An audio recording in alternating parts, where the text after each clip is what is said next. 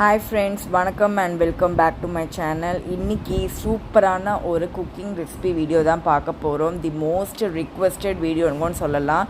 நிறைய பேர் என் ஃப்ரெண்ட்ஸ் வந்து கோங்குரா பச்சடி எப்படி செய்வேன், ஆந்திரா ஸ்டைலில் எப்படி செய்வேன், நிறைய பேர் வீடியோவை எடுத்து போடுன்னு கேட்டாங்க.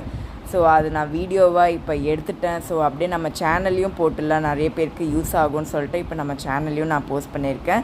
ஸோ மிஸ் பண்ணாமல் ஃபுல் வீடியோவும் ஸ்கிப் பண்ணாமல் பாருங்கள். அப்போ தான் வந்து கரெக்டாக நல்ல டேஸ்டான கோங்குரா பச்சடி உங்களால் செய்ய முடியும். ஸோ இப்போ வாங்க வீடியோக்குள்ளே போடலாம். அதுக்கு முன்னாடி நம்ம சேனல் யாராவது புதுசாக பார்க்குறீங்கன்னா மறக்காமல் சப்ஸ்கிரைப் பண்ணிவிடுங்க, பக்கத்தில் இருக்கிற பெல் நோட்டிஃபிகேஷன் கிளிக் பண்ணிவிடுங்க. அப்போ தான் நான் போஸ்ட் பண்ணுற எல்லா வீடியோஸுமே நீங்கள் மிஸ் பண்ணாமல் பார்க்க முடியும். ஸோ இப்போ வாங்க நம்ம வீடியோக்குள்ளே போகலாம். ஃபஸ்ட்டு வந்து கொஞ்சோண்டு ஆயில், இப்போ நல்லெண்ணெய் யூஸ் பண்ணால் நல்லாயிருக்கும். ஸோ ஜஸ்ட்டு ஃபியூ ட்ராப்ஸ் நல்லெண்ணெய் ஆயில், சில்லிஸ் நம்ம வதக்க போகிறோம்.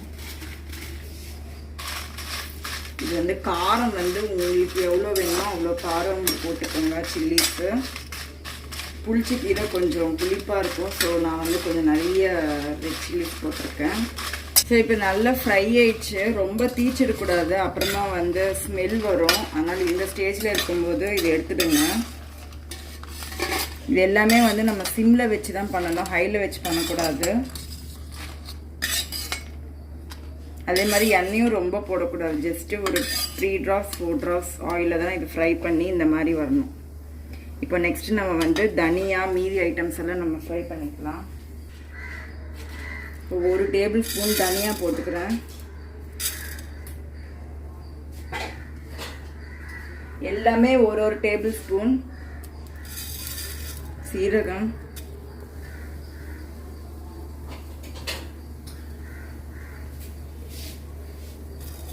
கடுகு, அப்புறம் ஒரு 4-5 இவ்வளோதான், கொஞ்சோண்டு வெந்தயம்.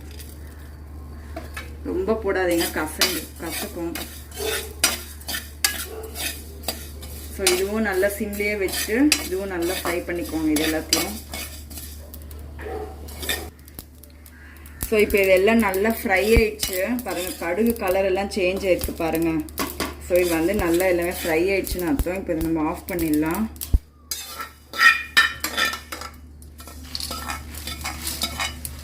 இப்போ வந்து பூண்டு வந்து தோல் உரிக்காமல் அப்படியே நம்ம ஃப்ரை பண்ணிக்கணும்.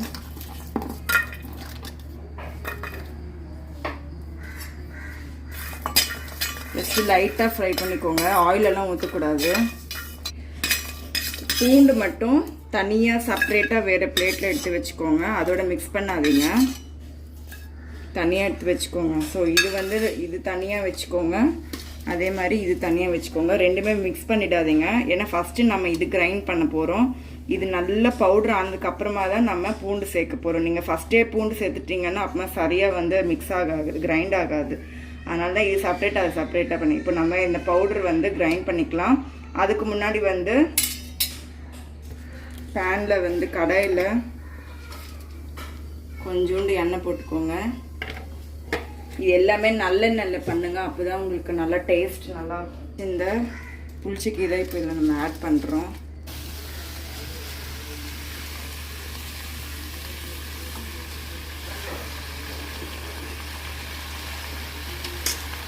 இப்போ புளிச்சக்கீரை ஆட் பண்ணிட்டோம். இப்போ நம்ம லிட்டு போட்டு க்ளோஸ் பண்ணிடலாம், மூடி போட்டு க்ளோஸ் பண்ணிவிட்டு ஒரு 5 minutes அப்படியே இருக்கட்டும், நம்ம டிஸ்டர்ப் பண்ண வேணாம், அதுக்கப்புறமா வந்து பார்க்கலாம். ஸோ இப்போ திறந்து பாருங்கள், போட்டு பாருங்கள் வதங்கினோடனே என்ன கலர் பாருங்கள் சேஞ்ச் ஆகிடுச்சு. அது நம்ம எவ்வளோ கம்மியாயிடுச்சு பாருங்கள். லைட்டாக அப்பப்போ மிக்ஸ் பண்ணிக்கோங்க, இல்லாட்டி அடி பிடிச்சிடும். திருப்பி ஒரு 2 minutes இருக்கட்டும், திருப்பி நம்ம ஓப்பன் பண்ணி திருப்பி நம்ம மிக்ஸ் பண்ணலாம். ஓகே, இப்போ 2 minutes ஆச்சு, இப்போ ஓப்பன் பண்ணி பார்க்கலாம். ஸோ பாருங்கள் நல்லா எல்லாமே கலர் எல்லாம் நல்லா சேஞ்ச் ஆகிருக்கு. ஸோ இப்போ தான் வந்து கீரை வந்து நல்லா குக் ஆகிடுக்குன்னு அர்த்தம். இதுவே நீங்கள் எண்ணெய் போட. ஓகே, இப்போ இது நம்ம ஆஃப் பண்ணிடலாம். ஆஃப் பண்ணிவிட்டு ஃபேன் கீழே வச்சிடலாம். ஆனதுக்கப்புறமா நம்ம மிக்சியில் ஜஸ்ட்டு ஒரு ரவுண்டு அடிச்சிடலாம். அதுக்குள்ளே இப்போ நம்ம பொடி ரெடி பண்ணிடலாம். மிக்சியில் போடும்போது எதுவுமே வந்து தண்ணியே இல்லாமல் சுத்தமாக இருக்கணும். தண்ணி இருந்துச்சுன்னா அப்புறமா உங்களுக்கு சீக்கிரமாக கெட்டு போயிடும். ஸோ தண்ணி இல்லாமல் நல்லா க்ளீன் மிக்சி எடுத்துக்கிட்டு இப்போ நம்ம இதை ஃபஸ்ட்டு இது ஃப்ரை பண்ணி வச்சுக்கணும்ல, இதை ஆட் பண்ணிக்கலாம்.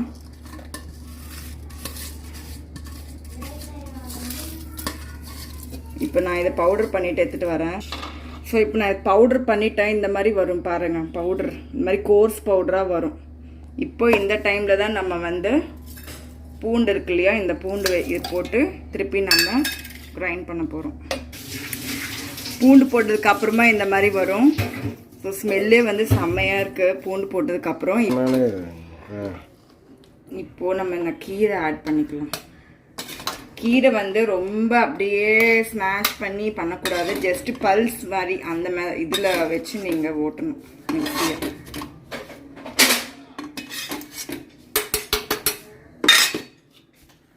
பாருங்க இந்த மாதிரி வந்துடும். ஸோ இப்போ நான் பல்ஸ் பண்ணிட்டேன். இந்த மாதிரி இருக்கணும். ரொம்ப நீங்கள் மிக்ஸி இது ரொம்ப ஸ்மூத்தாக இருந்துச்சிங்கன்னா டேஸ்ட் நல்லா இருக்காது. ஸோ பல்ஸ் மோடில் வச்சு இந்த மாதிரி அரைச்சிக்கணும். இப்போது இது நம்ம தாளிச்சிடலாம்.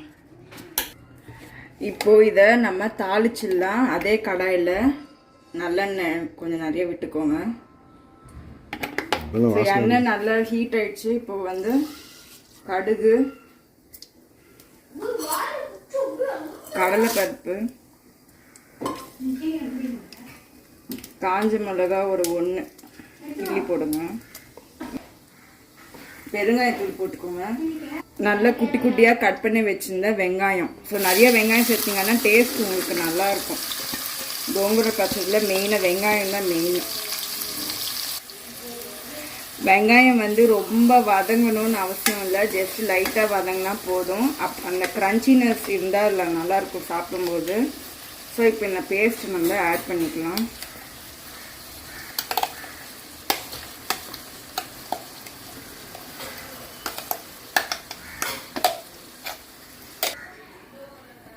இப்போது சால்ட் ஆட் பண்ணுறேன். சால்ட் வந்து பார்த்து ஆட் பண்ணுங்க. டேஸ்ட் பண்ணிவிட்டு அதுக்கப்புறமா கம்மி ஆயிடுச்சுன்னா நீங்கள் சால்ட் ஆட் பண்ணுங்கள்.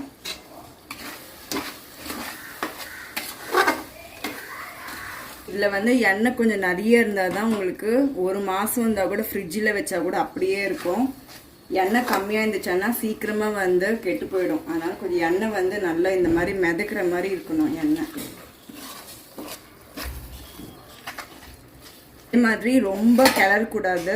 ரொம்ப கிண்டிகிட்டே இருந்தீங்கன்னா அப்புறமா கெட்டு போயிடும். ஸோ இந்த மாதிரி விட்டுட்டு ஸ்ப்ரெட் பண்ணிவிட்டு அப்படியே விட்டுடுங்க. சிம்மில் ஒரு 5 மினிட்ஸ் விட்டுடுங்க. அதுக்கப்புறமா ஆஃப் பண்ணிடலாம்.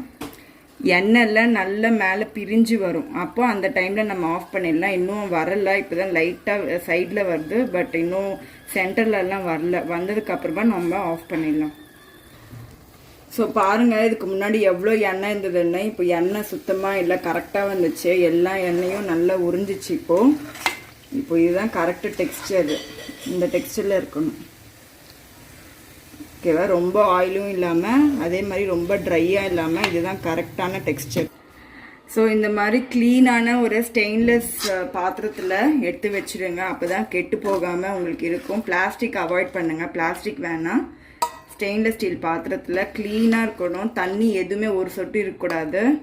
அதே மூடி க்ளோஸ் பண்ணி வச்சிடாதீங்க, அப்புறமா கெட்டு போயிடும். அதனால் இது நல்லா கொஞ்சம் ஆறுனதுக்கப்புறமா ரூம் டெம்பரேச்சர் வந்தோடனே அதுக்கப்புறமா நீங்கள் க்ளோஸ் பண்ணி வச்சிடலாம்.